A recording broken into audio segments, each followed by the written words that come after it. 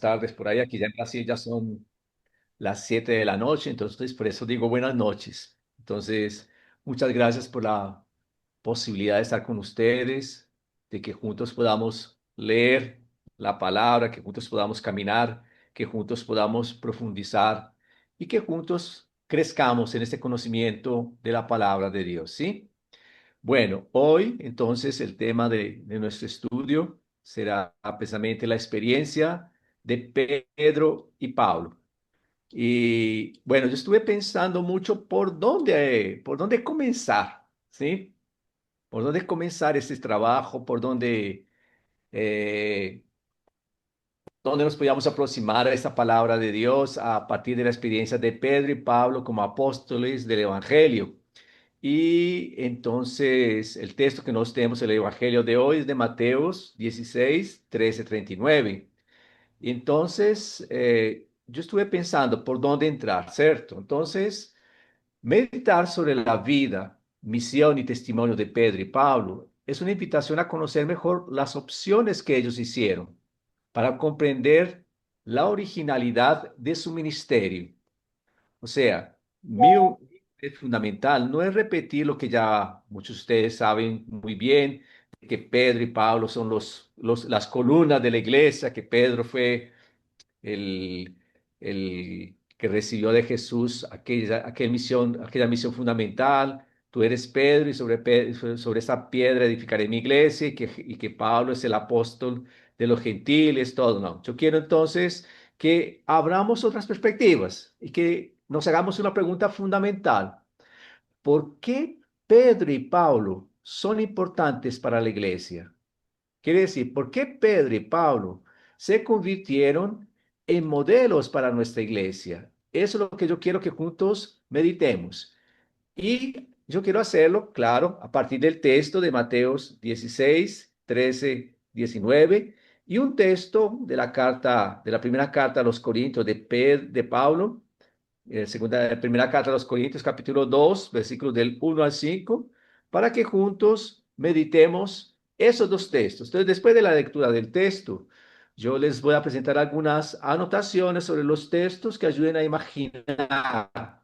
Y yo quiero subrayar mucho esa palabra, imaginar el camino de conversión realizado por los dos apóstoles. Quiere decir, Pedro y Pablo vivieron todo un proceso de conversión. Entonces yo los invito a que hoy imaginemos cómo fue esta conversión, imaginemos cómo fue este proceso de conversión. Y eso es muy importante porque nosotros muchas veces pensamos que ya las personas comienzan a seguir a Jesús, que inmediatamente ya son totalmente entregadas a Jesús. No, el seguimiento de Jesús es un seguimiento hecho en medio a las contradicciones, en medio a ires y venires. O sea, las personas muchas veces mantienen su fidelidad, mas en otros momentos se alejan de Jesús. Y yo quiero que nosotros veamos cómo precisamente la experiencia de Pedro y Pablo son una invitación a descubrir ese proceso de conversión que los dos viven, porque ahí es que ellos se convierte para nosotros en modelos, en paradigmas, ¿sí? Para que a partir de ahí juntos podamos descubrir algunas luces para nuestras comunidades, en especial en este año jubilar, que somos invitados a mantener ese llamado fundamental que Pablo hacía a la comunidad de romanos. La esperanza no decepciona y que no perdamos la esperanza en medio de todas los conflictos, las guerras, las contradicciones que estamos viviendo, que no nos dejemos desilusionar y especialmente que no nos volvamos indiferentes ante esas situaciones, ¿sí? Entonces, este es el camino que yo quiero hacer con ustedes. Recuerden, si tienen alguna pregunta, si alguien quiere intervenir en algún momento, solo levanta la mano y entonces Katy me avisa y paramos tranquilamente, ¿sí? Yo siempre digo, mire, yo preparé una presentación, mas yo no tengo que llegar hasta el final de la última diapositiva. Si nos quedamos en la primera, resolviendo preguntas y creciendo juntos, muy bueno, ¿sí? Entonces, siéntanse muy libres, siéntanse muy tranquilos. Después yo voy a encaminar el material para Katy, para que ella se los encamine a ustedes, se los envíe y que ustedes todos tengan ese material y después puedan profundizarlo todo si les sirve para alguna cuestión, ¿sí? Bueno, entonces vamos a comenzar entonces con el Evangelio de Mateos. Evangelio de Mateo, capítulo 16, versículo del 13 al 19. Quería invitar, ¿alguien puede leernos ese texto?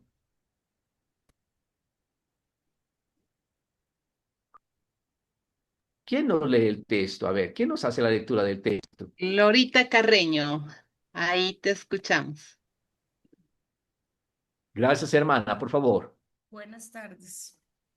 Bueno, el Evangelio está tomado de San Mateo, capítulo 16, del 13 al 19.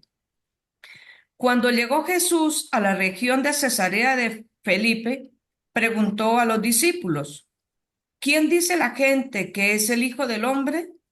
Ellos contestaron, unos dicen que es Juan el Bautista, otros que es Elías, otros Jeremías o algún otro profeta.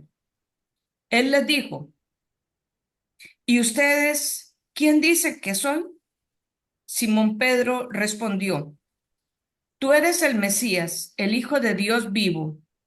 Jesús le dijo, dichoso tú, Simón, hijo de Jonás, porque no te lo ha revelado nadie de carne y hueso, sino mi Padre del cielo. Pues yo te digo que tú eres Pedro, y sobre esta piedra construiré mi iglesia, y el imperio de la muerte no la vencerá. A ti te daré las llaves del reino de los cielos. Lo que ates en la tierra quedará atado en el cielo.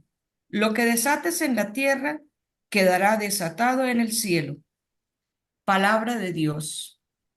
Te alabamos, Señor. Muy bien, perfecto. ¿Qué le llama la atención de ese evangelio? A ver, rápidamente, unas tres personas que nos digan así muy rápidamente, ¿qué le llama la atención de ese evangelio? Ya Fue el está. evangelio que leímos en nuestras iglesias hoy. Entonces, a ver, ¿qué le llama la atención?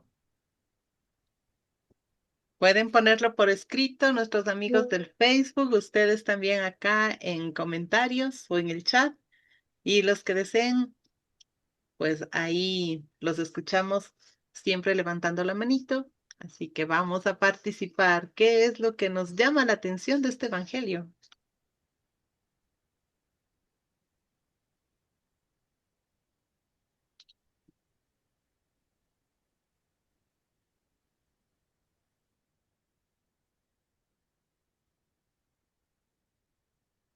¿Alguna idea? Muy Están tímidos, todos muy tímidos. calladitos y tímidos, no sabemos qué les ha pasado. Muy, muy tímidos. Entonces, bueno. Entonces, solo para recapitular un poquito el texto. Nélida, Entonces, ese Nélida, Evangelio Carlos de San Mario. Mateo. Carlos Mario, ahí está Nélida. Sí, por favor. Nélida, te escuchamos y luego leemos algo de una comunidad tan querida también. Nélida, ahí, se te cierra. Mm. Bueno, en el mensajito que nos mandan nos Ahí estoy, ahí dice, estoy. Ahí estoy. ya, Digo, a mí me llama la atención que dice, de pronto, lo que ates en la tierra, te será atado también en el cielo. Eso es fuerte, ¿no es cierto? Es como que debemos ser un poco más desprendidos para ser más libres, ¿no es cierto? Me parece. Muy bien. acá nos dice, la pregunta a los discípulos, ¿quién dicen ustedes que soy yo? Susanita nos dice, Pedro, que reconoce a Jesús como el Mesías. Muy bien. Muy Franklin, bien. buenas tardes. Algo confuso, que quienes estaban con él lo desconocían. Eso le llama la atención a él. Bueno, muy interesante, mas eso es una pregunta que nosotros debemos hacernos todos los días. Nosotros conocemos a Jesús. ¿Hace cuántos años somos cristianos? ¿Hace cuántos años estamos caminando junto con Jesús? Lo conocemos. O inclusive, muchas veces estamos casados con una persona hace 20, 30 años. La conocemos plenamente. La conocemos totalmente. Y nuestros amigos, los conocemos. Eso es una pregunta interesante porque nos ayuda a percibir que conocer una persona no es algo que ya tú logras hacerlo plenamente o totalmente. Conocer una persona es un proceso continuo. Todos los días crecemos, todos los días las personas cambian. Gracias a Dios, porque si las personas no cambiasen, solo si se mantienen dentro de una botella de formol, no. Todos nosotros estamos siempre cambiando. Nuestra vida cambia, nuestras opciones cambian, ¿cierto? Más lo importante es ahí, estarnos preguntando, bueno, esa pregunta que ustedes se hacen, ¿quién dicen ustedes que soy yo? El Papa Francisco nos decía muy frecuentemente, esa es la pregunta fundamental que siempre nos tenemos que hacer. ¿Quién es Jesús para nosotros? ¿En qué Jesús yo creo? Este año nosotros estamos celebrando un año jubilar y dentro de este año jubilar precisamente lo hacemos en conmemoración de los 1700 años del concilio de Nicea, el primer concilio que fue precisamente una reafirmación de nuestra fe. Esa pregunta fundamental, Jesús es, ¿quién es Jesús? Y la comunidad responde, Jesús es verdadero Dios y verdadero hombre. Para llegar a esa convicción fue un proceso muy largo. Fueron muchas, muchas cosas que acontecieron para que la comunidad llegara a reconocer que Jesús era verdaderamente verdadero Dios y verdadero hombre, ¿cierto? Entonces, llamo la atención a esto, por ejemplo, en el versículo 13. Jesús y sus discípulos están en Cesarea de Filipo, la región más al norte de Nazaret, ya bien al norte, una región muy bonita, una región llena también un montón de cráteres, como si una región medio volcánica, a pesar que no hay volcanes ahí, de cavernas, todo. Ahí inclusive hay una que llama la caverna de la puerta del infierno, y es por eso la pregunta que Jesús hace así y de la respuesta que Jesús le da a Pedro, yo te daré las llaves del Hades, ¿sí? ¿Por qué? Porque está en una región que es Cesarea de Filipo y esa región tiene un montón de cavernas. Y ahí Jesús pregunta primero, ¿quién dicen las personas que es el Hijo del Hombre? Y la respuesta que ellos dan es muy sintomática, es bien significativa. Ellos identifican a Jesús como Juan Bautista, como Elías, como Jeremías u otro profeta. Entonces, eso ya es un gran momento, un gran avance. Reconocer que la acción de Jesús, la misión de Jesús, es reconocida como la misión y la acción de un profeta. Jesús obra, trabaja, todas sus palabras, sus acciones revelan que Él es un profeta. Y ahí viene la respuesta, la pregunta inmediatamente de Jesús. ¿Y ustedes? Haciendo esa pregunta bien directamente a sus discípulos. ¿Y ustedes, que son los que están andando conmigo, que anduvieron conmigo en tantos lugares? ¿Ustedes, quiénes dicen que soy yo? La respuesta de Pedro, que nosotros la conocemos muy bien, y la réplica de Jesús. Feliz tú, Simón, hijo de Jonás, porque no fue nadie de carne y sangre que te reveló esto, sino mi Padre que está en los cielos. Pues yo te digo, tú eres Pedro, tú eres piedra, y sobre esta piedra edificaré mi iglesia, ¿cierto? Y ahí viene precisamente esa confesión de fe y esa ratificación del primado de Pedro. Más muy interesante, si nosotros tenemos en cuenta, si ustedes siguen leyendo el texto ahí en el Evangelio de Mateo, ustedes van a encontrar ahí precisamente el primer anuncio de la pasión, de la pasión y resurrección de Jesús.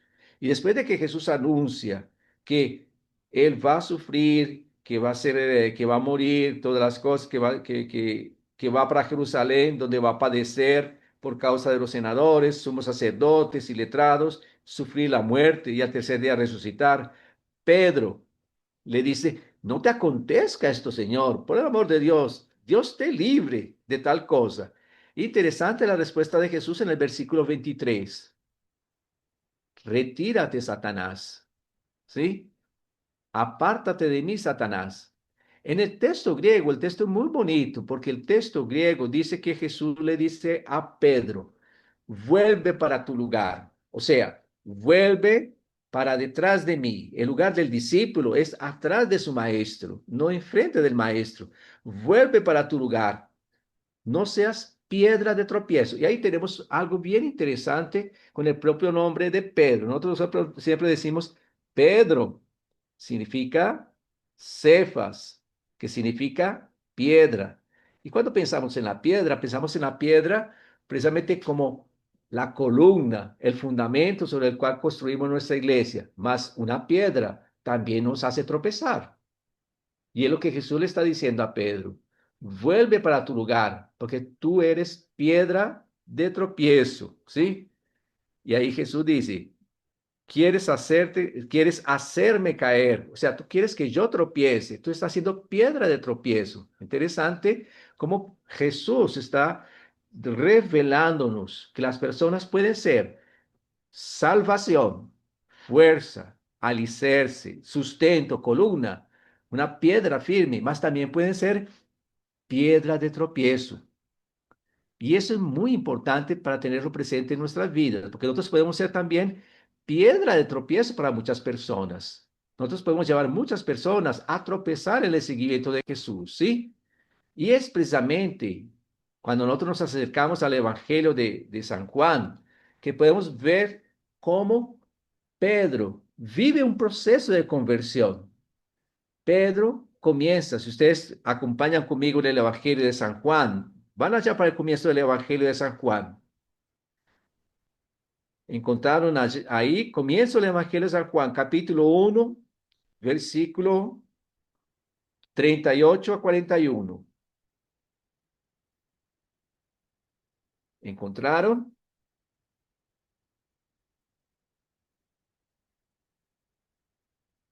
¿Quién nos lee el texto? A ver, ¿quién nos lee el texto?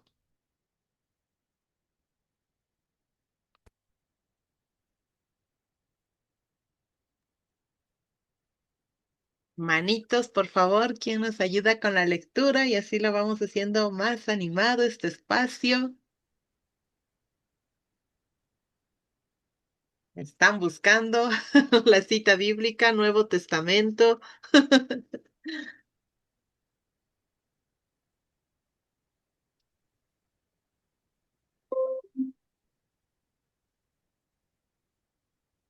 Martita. Ok. Eh, Sería Primera de Juan No,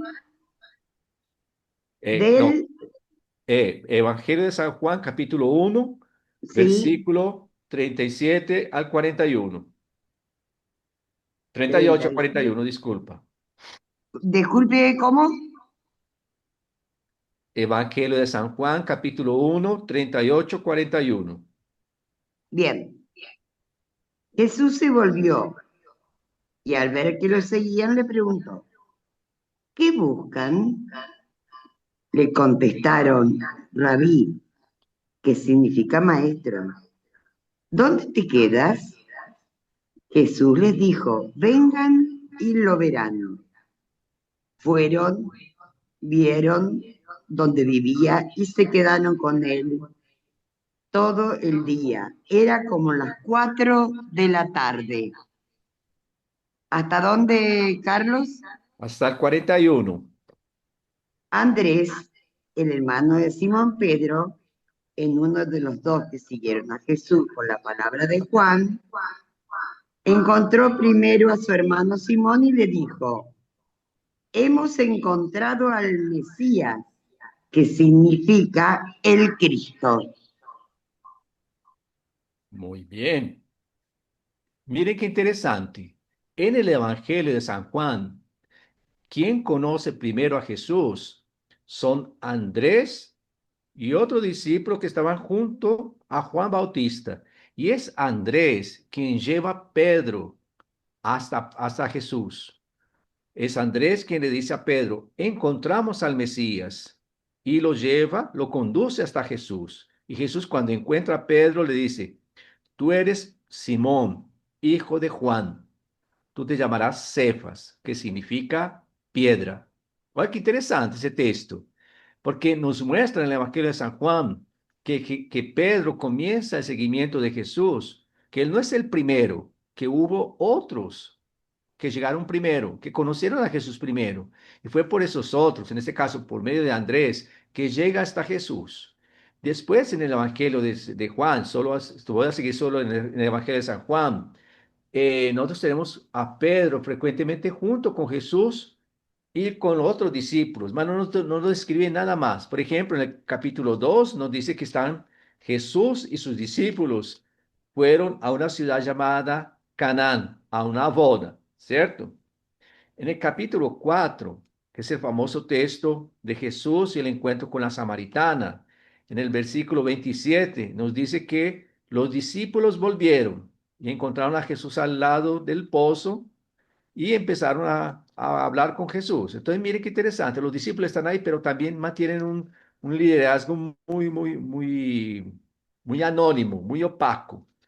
En el capítulo 6, de nuevo, el capítulo 6, versículo 3, es precisamente la multiplicación de los panes, el relato de Jesús da de comer a 5.000 personas, según el relato de Juan, ¿cierto? Y ahí nosotros tenemos de nuevo, oye, qué interesante, en ese relato de la multiplicación de los panes, nosotros vamos a ver que quien tiene el protagonismo es también Andrés. Miren ahí en el capítulo 6, versículo 8, nos dice, uno de los discípulos, Andrés, hermano de Simón Pedro, le dijo, hay aquí un niño que tiene 5 panes de cebada y 2 peces. Sin embargo, ¿qué es esto para tanta gente? Y miren entonces, aparece el protagonismo de Andrés, no el protagonismo de Simón. Simón está siempre como en un segundo plano. Después, ahí en el capítulo 9, que es el relato de la curación del ciego de nacimiento, Pedro está junto con los discípulos y le pregunta a Jesús, miren ahí, al pasar, vio a un hombre ciego de nacimiento. Sus discípulos le preguntaron, si el texto nos dice sus discípulos, es de suponer que Pedro estaba en medio de ellos, ¿cierto? Rabí, ¿quién pecó para que él naciera ciego? ¿Él o sus padres? Jesús le respondió, ni él pecó ni sus padres. Esto sucedió para que se revele en él la acción de Dios.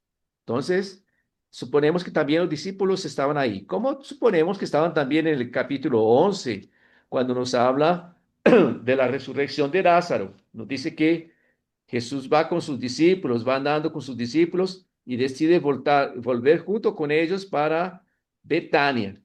Muy bien. Y en el Evangelio de San Juan, la única parte donde se habla más expresamente de una forma positiva de Pedro es en el capítulo 6, que es aquel texto donde Jesús pregunta para las personas. Miren ahí, capítulo 6, versículo 68. Es todo un momento de discusión, precisamente la discusión sobre el pan de vida. Y las personas dicen, ese mensaje de Jesús es muy fuerte. Y muchas personas deciden dejar de seguir a Jesús. Y Jesús, delante de eso, Jesús les pregunta. Miren ahí, el capítulo 6, versículo 66. El texto nos dice, a partir de ese momento, muchos de sus discípulos volvieron atrás y ya no andaban más con Jesús. Entonces Jesús le dijo a los 12, ¿también ustedes quieren marcharse? Simón Pedro respondió, Señor, ¿a quién iremos? Tú tienes palabras de vida eterna.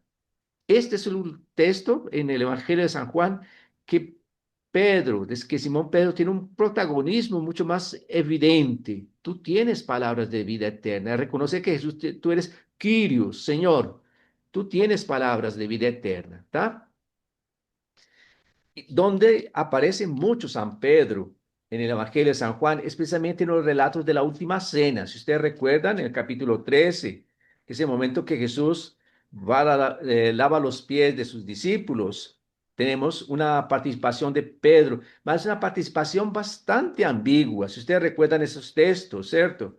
Ahí, que es el momento de que Jesús está lavando los pies a sus discípulos, Jesús decide lavar los pies y Pedro no acepta.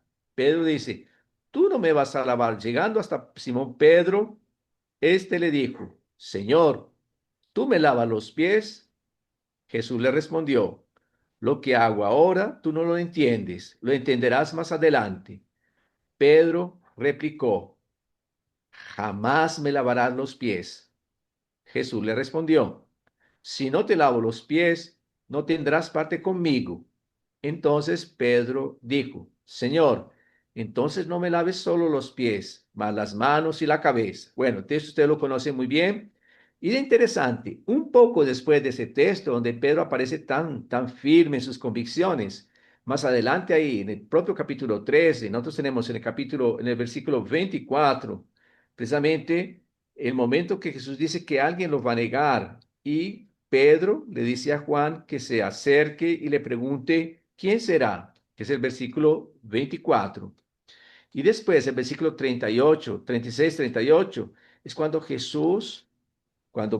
Pedro dice, yo te seguiré a toda parte, y Jesús le dice, esta misma noche me negarás 3 veces. Entonces, un texto que nosotros podemos ver como ese capítulo 13 es extremadamente ambiguo, inclusive nos presenta una imagen medio contradictoria de un Pedro muy impulsivo, un Pedro muy decidido en algunas cosas, pero en otras se muestra también muy indeciso, ¿cierto?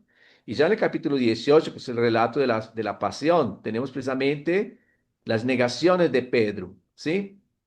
El momento en que él, estando en la casa de Caifás, delante de una muchacha de servicio, después delante de los guardias y delante de otros funcionarios, termina negando a Jesús.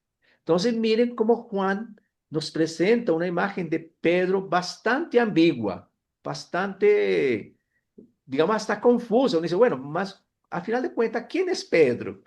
Pedro, somos todos nosotros. Somos todos somos así iguales a Pedro. A veces somos muy decididos, a veces somos muy tímidos, a veces decimos, yo soy capaz de morir por Jesús, más otro momento decimos, no, mejor me quedo quieto, ¿cierto?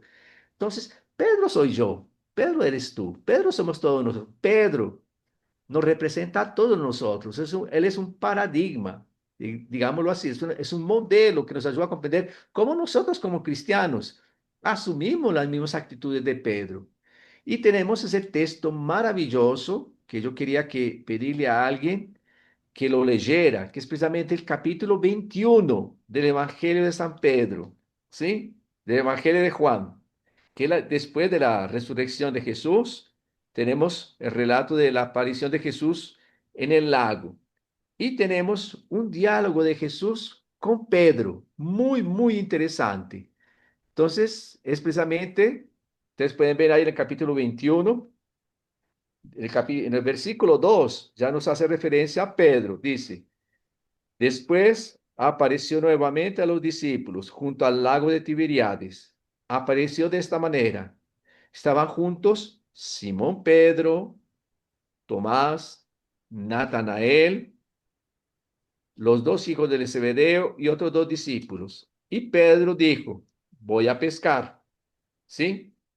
Y luego, en el versículo 7, el discípulo amado le dice a Pedro, es el Señor. Y cuando Pedro escuchó esto, él colocó su ropa porque estaba desnudo y se lanzó al río, se lanzó al lago, disculpa, se lanzó al agua, ¿sí? Y llegó hasta la playa, ¿sí? Ahí se encontró con Jesús.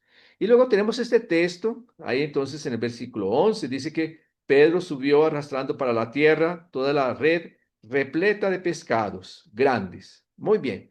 Y tiene el texto que yo quiero que alguien lea, por favor, del versículo 15 al 23.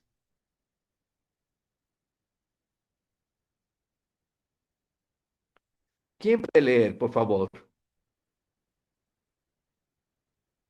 A ver, vamos a ayudarnos con Luchito Barros.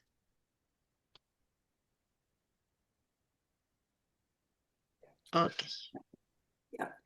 Después de comer, Jesús preguntó a Pedro Simón, hijo de Juan, ¿me amas más que estos? Pedro le contestó, sí, Señor, tú sabes que te quiero. Entonces Jesús le dijo, apacienta mis corderos. Jesús volvió a preguntarle, Simón, hijo de Juan, ¿me amas? Pedro respondió, sí, Señor, tú sabes que te quiero. Jesús le dijo, cuida a mis ovejas. Por tercera vez insistió Jesús, Simón, hijo de Juan, ¿me quieres? Pedro se entristeció porque Jesús le había preguntado por tercera vez si lo quería. Y le respondió, Señor, tú lo sabes todo, tú sabes que te quiero. Entonces Jesús le dijo, apacienta mis ovejas. Muy Te bien. Luis, has, muchas gracias. Hasta ya, ahí. ¿Qué versión de la Biblia tú estás leyendo? Disculpa. Abre el micrófono, Luchita, por favor. ya. La Biblia que es católica del Verbo Divino. Muy bien, perfecto. Mire qué interesante. Esa Biblia mantiene una diferenciación muy interesante. Jesús pregunta, Pedro, ¿tú me amas?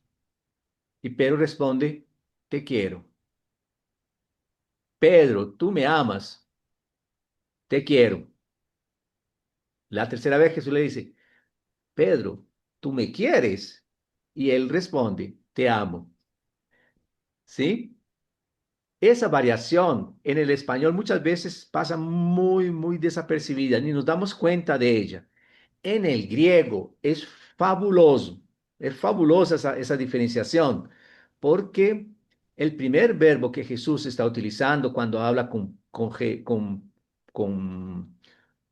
Pedro es precisamente, ese verbo tiene sentido de amar, ¿sí? Sí, amar, ¿sí? Agape. Pedro, tú me amas, agape, ¿sí? Jesús pregunta por agape y la respuesta de Pedro es, sí, tú me caes bien. Imagínense ustedes decirle a la persona que más aman, que ustedes están apasionados por una persona, que están amando a una persona, y usted le dice, tú me amas. Y ella le responde, sí, tú eres una persona querida, tú eres una persona que me caes bien. Ustedes quedarían medio desilusionados, ¿cierto? Que uno esperaría que la persona respondiera, sí, yo te amo con toda la fuerza de mi corazón, tú eres la razón de ser de mi vida. No, no, pero responde de una forma muy ambigua. Jesús responde, tú me amas. Y él dice, sí, tú me gustas, tú me caes bien. Por eso Jesús pregunta, Pedro, tú me amas. Y él vuelve y repite, tú me caes bien. O sea, y la tercera vez, la pregunta de Jesús es medio irónica. O sea que yo te caigo bien, Pedro. Tanto tiempo al lado tuyo y todavía no logré conquistar tu corazón. Yo solamente te caigo bien, solo sientes por mí una cierta atracción. Tú no me amas. Y ahí él cambia la respuesta y él dice, Señor, tú sabes que te amo. Ese texto en San Juan es muy significativo porque nos marca precisamente la conversión de Pedro. Pedro hizo todo un caminar, caminó a lo largo de todo el Evangelio de San Juan, conociendo a Jesús, enamorándose de Jesús. Y a lo largo de ese proceso, Jesús fue cambiando las actitudes de Pedro. Pedro fue transformado a partir del encuentro con Jesús. Pedro dejó de ser pescador de pescados, de ser un pescador de peces, para ser un pescador de personas. ¿Qué significa que es un pescador de personas? Recuerden, el mar era la simbología del mal. Decir que tú eres pescador de personas quiere decir que tú vas a, literalmente, tú vas a, así, con el anzuelo, tú vas a cazar a las personas y las vas a traer para junto de ti, ¿sí? O sea, Jesús le dice a Pedro, tú vas a ser pescador de hombres, tú vas a ser ahora quien va a ensartar los hombres, sacarlos del mal para llevarlos a vivir de forma diferente. Por eso yo te hago pescador de hombres. Hacer pescador de hombres es ayudar a las personas a salir de las situaciones de maldad en la cual nos encontramos, de maldades económicas, maldades sociales, discriminaciones, exclusiones. Ayudarlas a separar, a superar esas situaciones para ser salvadas. Eso es lo que significa en San Juan salvar a una persona, sacarla de situaciones de mal, situaciones de limitación, para que sea cada vez más libre, más autónoma, ¿sí? Entonces, el proceso que nos estamos viendo, que aquí está, que el texto nos está contando, es muy interesante, porque nos está diciendo que Pedro Durante todo el proceso de vida que estuvo caminando con Jesús, él fue haciendo un proceso de conversión. Y no solo Pedro, todos los discípulos necesitaron convertirse. Los dos hermanos Zebedeo, ¿ustedes recuerdan cómo eran llamados los dos hijos de Zebedeo? ¿Qué apellido, qué apodo era conocido los dos? Juan y Santiago, Los temibles del trueno. los hijos del trueno. ¿Por qué? Porque eran personas extremadamente violentas, personas aquellas que nosotros llamamos primarias, aquellas personas que reaccionan a alguna cosa que tú le dices a una persona, mira, tienes alguna cosa en la cabeza y ya ella reacciona violentamente, eran personas muy agresivas. Pues mire, una persona agresiva como San Juan se convierte en el discípulo amado. Esa es la experiencia de la conversión. Esa es la experiencia que hacen los discípulos. Y Pedro, Pablo, Juan, Santiago, todos necesitaron vivir ese proceso de conversión. Y el primero que hizo ese proceso, que para nosotros es un modelo, es precisamente San Pedro. Pedro es modelo para nosotros porque él nos muestra que, miren, yo era piedra de escándalo y ahora me convertí en piedra fundamental de la comunidad. Yo escandalizaba a mis hermanos. ¿Por qué? Porque yo pensaba primero en mis cosas. Si ustedes van a ver en el Evangelio de Marcos, no es muy diferente. En el Evangelio de Marcos, ustedes van a encontrar que Jesús comienza haciendo un milagro, curando a la suegra de Pedro. Y poco después el Evangelio de Marcos dice que Jesús se fue para fuera de la ciudad para rezar. Y Pedro fue con los suyos. El texto nos dice, Pedro y los suyos fueron atrás de Jesús. Y le dijeron, Señor, ¿por qué nos dejaste solo? ¿Por qué nos abandonaste? ¿Por qué? Porque Pedro quería que Jesús hiciera lo que él quería. Él quería tener un Jesús a su imagen y semejanza. Él quería un Jesús para poderlo manipular, para que Jesús hiciera todo lo que él quería, todo lo que él quería, todo lo que él quisiera. Y interesante que él comienza a comprender que Jesús no es pertenencia de él. Y él va a comprender eso. Entonces, mire qué interesante, eso en el comienzo del Evangelio de Marcos, en el comienzo de los Actos de los Apóstoles, nosotros vamos a encontrar precisamente la conversión de Pedro en otros términos. Cuando Pedro y Juan llegan al templo, encuentran a un señor que está paralítico en la puerta del templo, y Pedro y Juan lo miran y le dicen, no tenemos oro ni plata, pero lo que tenemos te damos. En nombre de Jesús, levántate y anda. Pedro llegó a ese proceso después de todo un caminar de conversión, porque hasta antes de ese momento, Pedro siempre pensó hacer las cosas a partir de su experiencia, a partir de sus ideas.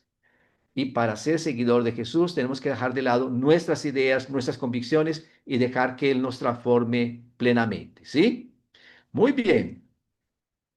¿Hasta ahí alguna duda, alguna complementación? ¿O podemos dar otro paso en esta reflexión de esta noche? Vamos dando otro paso. Bueno, entonces, por favor, alguien mire el texto de la primera carta de los Corintios, capítulo 2, versículos 1 al 5. Un texto fenomenal, uno de los textos más lindos del Evangelio que nos predicó San Pablo. ¿Quién quiere leerlo, por favor? Bueno, lo voy a hacer yo. En lo que a mí, a ver, perdón, en lo que a mí toca, hermanos, cuando vine a su ciudad para anunciarles el misterio de Dios, no lo hice a base de elocuencia o de sabiduría, pues nunca entre ustedes he presumido de conocer otra cosa sino a Jesucristo y a este crucificado. Me presenté ante ustedes débil, asustado y temblando de miedo. Mi palabra y mi predicación no consistieron en sabios y persuasivos discursos, fue más bien una demostración del poder del Espíritu, para que fundamenten su fe, no en la sabiduría humana, sino en el poder de Dios. Muy bien, Katy, muy bien. Miren qué texto fenomenal de San Pedro, de San Pablo, disculpa. Miren qué texto fenomenal. No me presenté con gran elocuencia. Nosotros decimos que San Pablo era un judío de tradición farisea, educado a los pies de Gamaliel, que estaba en proceso de preparación para ser un rabino, entonces que era una persona que tenía una elocuencia muy grande, que sabía hablar muy bien. Mas miren qué interesante, él nos dice aquí, no me presenté con gran elocuencia entre ustedes. No decidí saber otra cosa, a no ser a Jesús, el Mesías, y este crucificado. Me presenté ante ustedes débil, asustado, temblando de miedo. Eso es muy lindo, porque Pablo comprende que su mensaje, su proclamación, no se apoyaba en palabras sabias y persuasivas, sino en la demostración del poder del Espíritu Santo. ¿Para qué? Para que la fe de la comunidad no se fundamente en la sabiduría humana. No es por lo que dice el pastor, por lo que dice el padrecito, por lo que dice el profesor. No, es por el poder divino, por la obra de Dios, que nosotros somos fundamentados en el Evangelio. Miren el proceso, imagínense, por eso les decía, imagínense el proceso de conversión que hizo San Pablo para llegar a ese punto en el cual nos encontramos. Pablo, alguien que podía confiar muy bien en todas sus cualidades humanas, él decide, no me presenté ante ustedes con elocuente sabiduría. No me presenté ante ustedes con todas las credenciales de la sabiduría. Ah, es que yo hice maestría en tal lugar, yo hice doctorado en tal lugar, estuve en Roma, estuve en Jerusalén, No, no. Todas esas cosas son títulos que para el Evangelio no cuentan para nada, no cuentan para nada, porque delante de ustedes yo me presenté débil, asustado, temblando de miedo, para que quedara muy, muy claro que todo el mensaje que yo le anunciaba era por la fuerza de Jesús. Al final de sus cartas, Pablo va a escribir de una forma muy elocuente, va a decir, eh, todo yo lo considero una pérdida con tal de ganar a Cristo, ¿sí? Todo es una pérdida con tal de ganar a Cristo. Y en otro momento, él llega y dice, mire, yo he combatido el gran combate, he caminado todo este proceso para llegar a un punto en el cual ya no soy yo quien vive, es Cristo quien vive en mí. Eso se llama conversión. Conversión es dejar a Dios tomar cuenta de nuestra vida, dejar que Dios entre en nuestra vida y decir, ya no soy yo quien vive, es Cristo quien vive en mí, es Cristo quien actúa en mi vida, quien me transforma, quien me ayuda a ser mejor. Entonces, lo que yo hago, yo no lo hago para transparecer que yo soy una persona buena, que yo soy una persona mejor que las otras, no. Nuestras obras transparecen que es Dios quien actúa a través de nosotros. Es Dios quien se manifiesta a través de nosotros. Y esa es nuestra meta. El proceso de conversión es exactamente ese. Convencernos de que no son nuestros méritos los que realizan el anuncio del Evangelio. Es dejar a Dios ser Dios en nuestra vida, dejar a Dios actuar en nuestra vida. Por eso Pedro y Pablo son modelos para nosotros, porque son dos modelos de conversión, dos modelos de personas que dejaron a Dios tomar cuenta de su vida, que dejaron a Dios asumir el control en su vida, ¿sí? Entonces, en esa perspectiva, ¿qué une a Pedro y Pablo para que los veamos como columnas de la iglesia? A nivel histórico, no es mucho lo que sabemos de ellos, es muy poco lo que sabemos de Pedro, es muy poco lo que sabemos de Pablo, ¿cierto? Lo que sabemos, por ejemplo, compañeros en divina iniciación de Pablo, el que fue santificado, el que fue atestiguado, o sea, metatirenium, El que merece, se lo proclame bienaventurado, cuyas huellas ojalá se me concediera a mí seguir cuando alcance a Dios. Esas son palabras de San Ignacio de Antioquía refiriéndose a San Pablo, diciendo él es fundamentalmente un testigo, él es un mártir. Igual nos dice después en la carta, en la primera carta de Clemente, nos dice, por envidia y malevolencia, las columnas más importantes y justas fueron perseguidas y combatieron hasta la muerte. Pongamos ante nuestros ojos los buenos apóstolos. A Pedro, que por inicua envidia sufrió no una ni dos, sino muchas fatigas, y tras haber dado testimonio, martirio, de esta manera marchó al lugar de la gloria que le era debido. A causa de la envidia y la rivalidad, Pablo mostró el galardón de la paciencia, al arrastrar 7 veces cadenas, a ser desterrado y apedreado. ¿Qué nos ayuda a comprender estos dos testimonios? Que Pedro y Pablo para la iglesia son fundamentales porque ellos son mártires, son mártires que viven un proceso de conversión, son hombres que viven en constante proceso de conversión. En los Hechos de los Apóstoles, por ejemplo, a partir del capítulo 1 hasta el capítulo 12, nosotros podemos ver todo el proceso de conversión de Pedro, hasta que en el capítulo 12 nos dice, y Pedro se fue para otro lugar, y listo, desaparece. ¿Por qué? Porque ya el Espíritu Santo actuó tanto en su vida, lo transformó tanto, que ya él es ya fue totalmente salvado por Dios. Ahora mire qué interesante. Miren ahí en el capítulo 12, versículo 19 de los Hechos de los Apóstoles, la última referencia que nosotros tenemos a San Pedro. Nos dice que él llegó a la casa de Marcos en Jerusalén y dice, él hizo un gesto con la mano para que se callasen y les contó cómo el Señor lo había sacado de la prisión. Y añadió, cuéntenle a Santiago y a los hermanos. Después salió y se fue para otro lugar. Es la última referencia que nosotros tenemos a San Pedro en los Hechos de los Apóstoles. ¿Por qué? Porque nos quiere decir el escritor de los Hechos de los Apóstoles que ya el Espíritu Santo convirtió totalmente a Pedro. Entonces ya Pedro ya está, ya digamos, ya es uno de los nuestros, ya no necesita más mi presencia.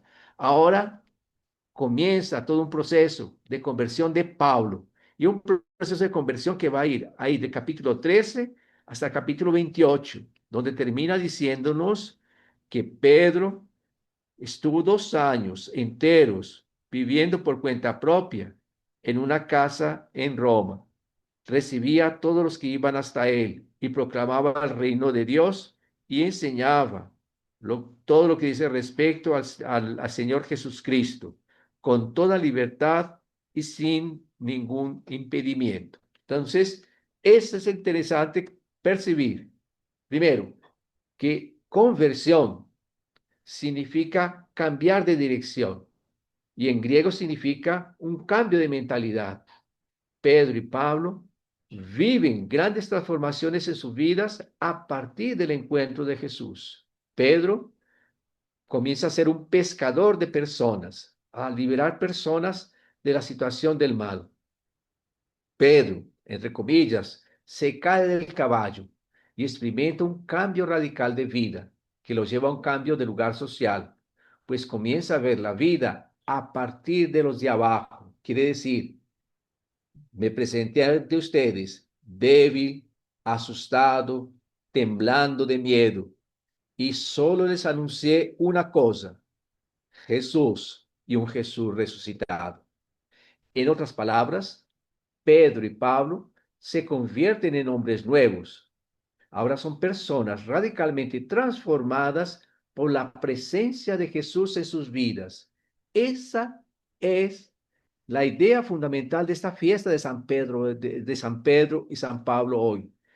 Es por eso, para nosotros, celebrar la fiesta de San Pedro y San Pablo es aceptar la invitación que Dios nos hace a vivir de forma diferente, colocando a Jesús en el centro de nuestra vida. Es con lo que aquí está este ícono, este ícone, colocando precisamente Pedro, Pablo y Jesús en el centro.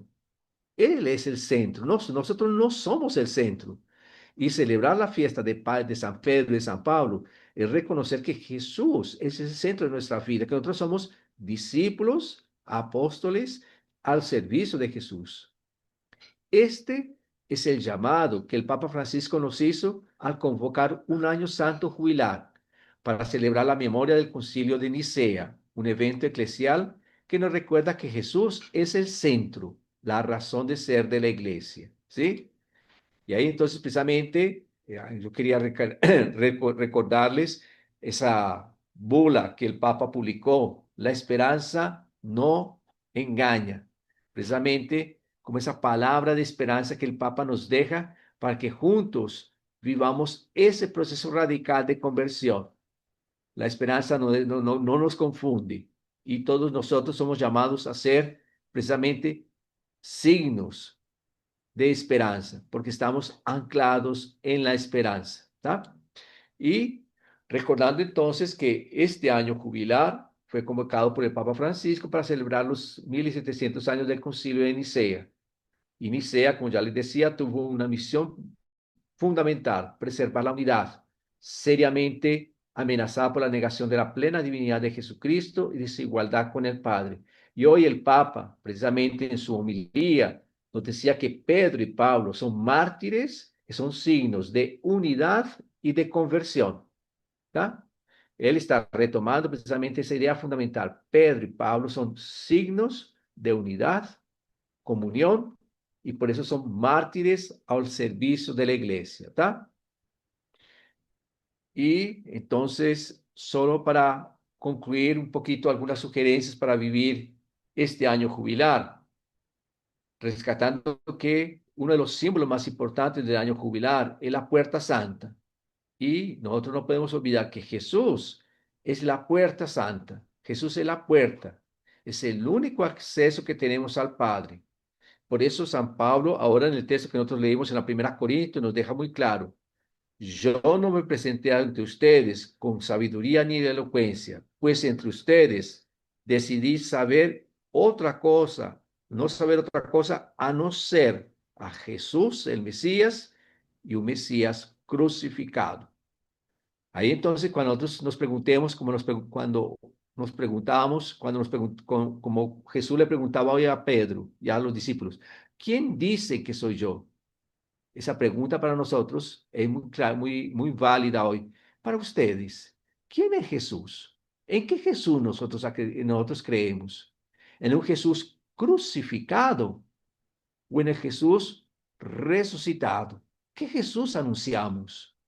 ¿De qué Jesús somos testigos? Y en los evangelios, en las cartas de Pablo, queda muy claro que la resurrección de Jesús está profundamente vinculada con la muerte de Jesús. O sea, no podemos separar el Cristo crucificado del Cristo resucitado.